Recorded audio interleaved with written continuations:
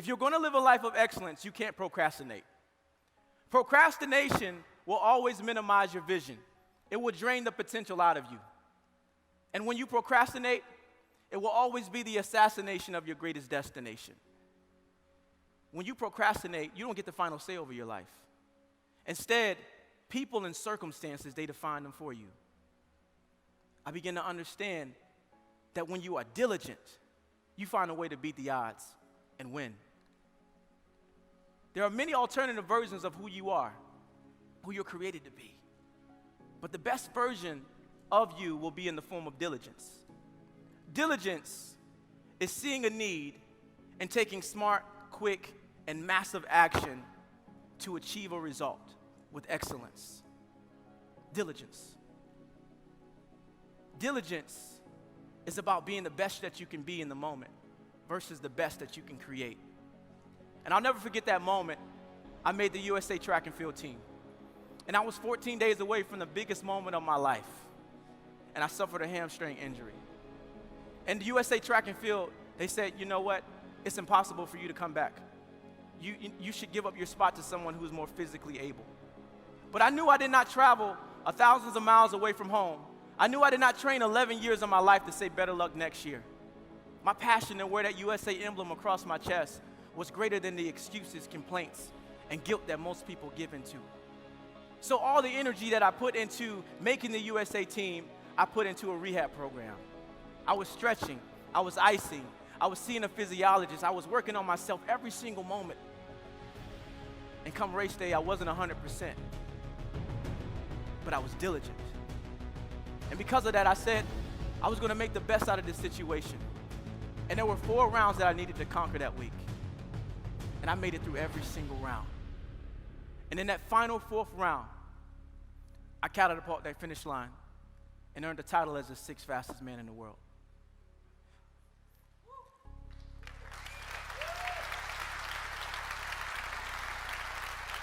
I got my butt whooped by Usain Bolt.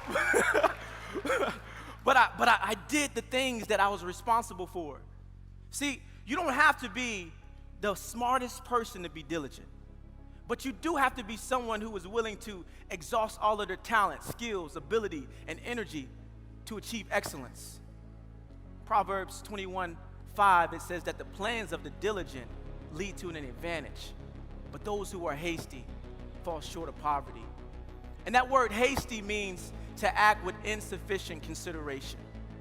See, but when you are diligent, you find a way to just put yourself at an advantage, even though you might be at a disadvantage. Steph Curry, he was somebody in the NBA that many people said, yo, you're not going to be a good fit. But he's got 3 NBA championship titles and 2 MVPs.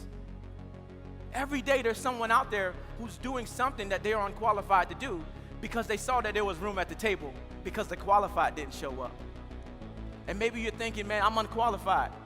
I'm too old. The marriage is going bad. I feel like a failure. I lost my job. COVID-19. But I'm telling you that 2020 will not win if you are diligent. Mike Tyson, he became the youngest heavyweight champion of the world at the age of 20 in 1986. 15 years ago, he fought his last match. And now Mike Tyson is 54 years old, and this dude is stepping back into the ring. This dude is stepping back into the ring, the most vicious, the most ferocious fighter that we ever seen. And I want to ask anybody a question here. Would you step into a boxing match with this dude? Oh, everybody say no because everybody know it wouldn't be a fight. You'd just be getting knocked out. See, my mama used to say, you ain't never too old to get your butt whooped, boy. See, the plans of the diligent, it's the spirit that is never too late until it's too late. What if you truly live life like tomorrow didn't exist? How different would your life be? The world was shocked when Chadwick Boseman passed away at the young age of 43, Wakanda forever. And everybody was texting about it. Everybody was posting about it on social media, including my friend Faith. And Faith said, I'm going to miss this actor. But little did Faith know that she was going to be missed too. Because Faith died the next day. And the tragedy of life is not death itself, because we know that's inevitable, right? But the tragedy of life is dying without having lived your dream. Without having lived your dream. What story do you want to be remembered for when you're gone? And I'm sure nobody in this room wants on their tombstone, he chickened out. But you know, when we live that way, when we say tomorrow, we live that way when we say, tomorrow I'll do that, tomorrow I'll forgive, tomorrow I'll be a better husband, tomorrow I'll show up for the calling God has on my life. But when will you realize that tomorrow's not promised? And if tomorrow's not promised, this next hour's not promised, this next minute's not promised. And the only thing we have, I want you to do me a favor, breathe, breathe, breathe. That's it. That's all you got. When will you realize that that is sentimental? Because some of you are fathers, some of you are leaders in an organization, some of you are brothers, and you've been putting off things you should have been putting on a long time ago. I begin to understand, as an athlete, when that gun goes off, you must exert all of your energy, all of your passion to make best of the use of the time that you have on that track.